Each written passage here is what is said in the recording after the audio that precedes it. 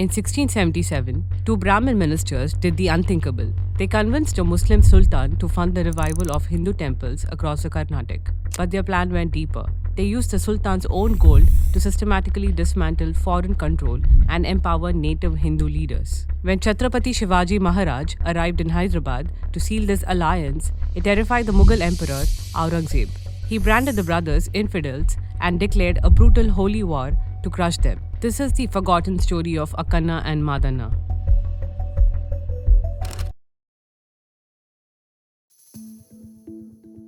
Akkarasu Banuji Pantulu and Madhava Banuji Pantulu, known to history as Akkanna and Madanna, were born into absolute poverty in Hanumakonda. They were Niyogi Brahmins, a subcaste known for taking up secular, administrative, and military roles. Above all, they were Mulki, true sons of the soil. While the Persian elite looked toward Iran, these brothers grew up in the dusty markets of the Deccan. Madanna started his career as a bookkeeper, but he was a brilliant man of the pen. He mastered the complex accounting and bookkeeping systems of the state. More importantly, he was a polyglot who mastered the Persian language better than the foreigners who ruled over him. For 160 years, Golconda had been a Persian colony in spirit. The Qutb Shahi rulers considered themselves junior partners to the Safavid Empire of Iran. The name of the Safavid Shah was even mentioned in the Friday sermons. Persians, Arabs, and Turkomans held an absolute monopoly over the revenue, the treasury, the military, and the judiciary. A regular shipping link existed between the Qutb Shahi kingdom and Safavid Iran. Qutb Shahi vessels plied annually between Machilipatnam and Bandar Abbas on the Persian Gulf. Naturally, there was a continuous influx of traders, religious scholars, and mercenaries from Iran. They were accorded warm welcomes and often left the state much richer than when they arrived. The archetype of this era was Mir Jumla. The son of a poor oil seller from Iran, he used the Golconda machinery to become the richest man in the Sultanate. He owned the mining rights to every diamond in the kingdom, controlled the global diamond trade, and even licensed the export of native Hindus as slaves to European colonies. When he was finished plundering, he defected to the Mughals, taking the legendary Kohinoor with him. To men like Mir Jumla, the local population was just a resource to be harvested. Akkanna saw this divide clearly. In a rare, candid moment with a Dutch merchant who had mastered the local Telugu tongue, he said, "You can judge which government serves the country better, ours or that of the Muslims. Ours works for the welfare of the land, theirs is to grow rich and then leave for the lands they call their fatherland or holy land." For the 17th century, this was a very progressive sentiment. It sounded like a proto-nationalism. Akkanna was drawing a line in the sand between those who belonged to the soil and those who merely came to extract the resources. Madanna saw this rot from the inside while working as a secretary for the finance minister, Syed Musaffar. He eventually caught the eye of the Sultan, Abul Hasan, who felt his own authority waning under the minister. In 1674, they struck. In a bloodless political maneuver, Madanna helped the Sultan regain control of his own government. Madanna ousted his former boss in a coup and was appointed Peshwa by the Sultan, taking the royal name Surya Prakasa Rao. After nearly 2 centuries, a native Hindu had broken the glass ceiling. The Persian nobility was stunned. The sons of the soil were finally in control. When Madanna took the reins, the economy was a nightmare. The primary source of revenue was land tax, but the state wasn't collecting it directly. Instead, they used the Izara system, a brutal form of tax farming. Agricultural lands, villages, and even rich ports were auctioned off to the highest bidder for a lump sum paid to the state. These ijaradars, mostly Persian nobles and wealthy merchants, had no interest in the long-term health of the land. They paid the central government upfront and then used every form of extortion to extract a profit. They often employed local native intermediaries for tax farming at the district or village level. These ijaradars also employed an army of Niyogi Brahmins as accountants and bookkeepers, the very class Madanna belonged to. As an insider, he was uniquely positioned to fix the rot. Madanna's solution was revolutionary. He abolished the Izara system and replaced short-term auctioneers with salaried government officials, local Hindus and Deccani Muslims who actually cared if the villages survived. In some deserted villages, he offered a 9-year zero tax policy to entice the farmers to return from the forests and restart agriculture.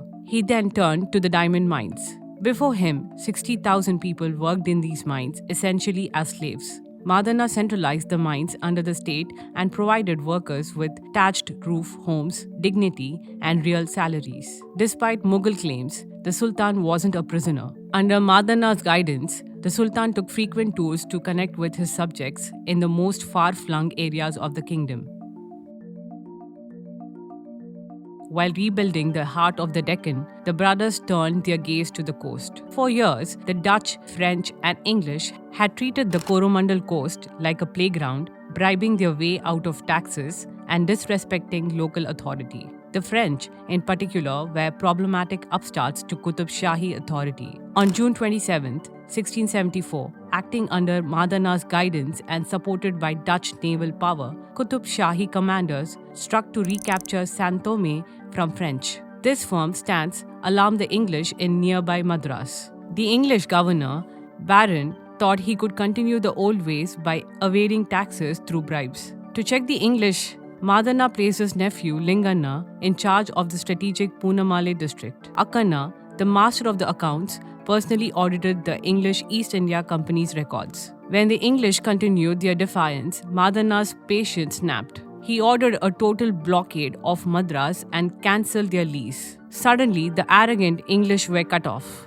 They realized that under this administration, bribery was dead. They immediately accepted Madana's terms and paid their fines. Madana repeated blockades against the British in 1678 and 1680. He treated native and foreign traders as equals, shattering the European notion of racial superiority. It is no wonder European traders hated the brothers and frequently complained about Brahmin dominance in the Qutub Shahi ports.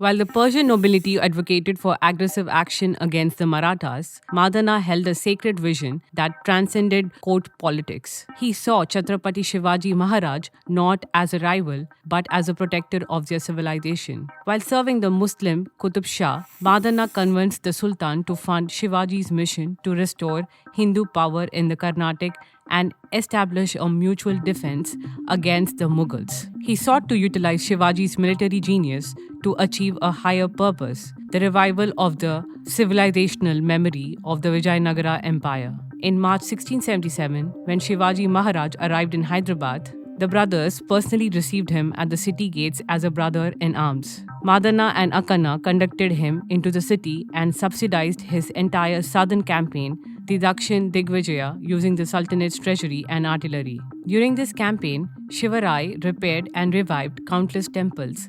Thanks to this alliance, many ancient temples of South India are preserved to this day. This action didn't sit well with the Emperor Aurangzeb, who fashioned himself arch-enemy of Brahmins.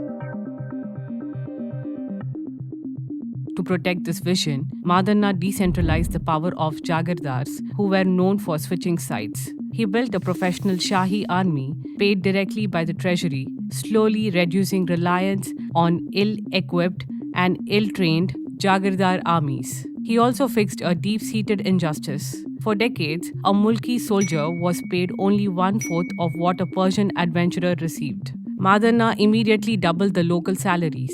He built a massive fort and regularly trained them in the brutal boulder-filled terrain around Hyderabad. To ensure the army stayed loyal to the land, he appointed Akkanna as commander-in-chief, a move that further enraged the displaced Persian generals. Akkanna and Madana were builders of the temples throughout the Sultanate. They raised the grand Mahakali temple inside Hyderabad's walls, and Akkanna built a massive Shiva temple at Maheshwaram, considered a masterpiece of its era. This spiritual revival was the heartbeat of the land, but to Aurangzeb, it was a declaration of war against his beliefs. He claimed the Sultan, being a Shia, had lost his way and failed to see the line between infidelity and Islam. These acts of devotion became Aurangzeb's ultimate pretext for invasion. Madana was an ultra-patriot, but he sought alliances with local converts to Islam against the foreign mercenaries who had been draining the land for centuries. There is documented evidence of sanads issued by Madanna for Muslim religious institutions. And Madanna even built an expensive ashurkhana for Shia Muslims. In 1681, Prince Akbar, the emperor's own son, sought refuge with Chhatrapati Sambhaji. This spark brought the full fury of Aurangzeb to the Deccan. He arrived with a vast army, expecting to crush his enemies in weeks. But Sambhaji's resistance against Mughals was legendary, and he received secret monetary help from the Qutub Shah.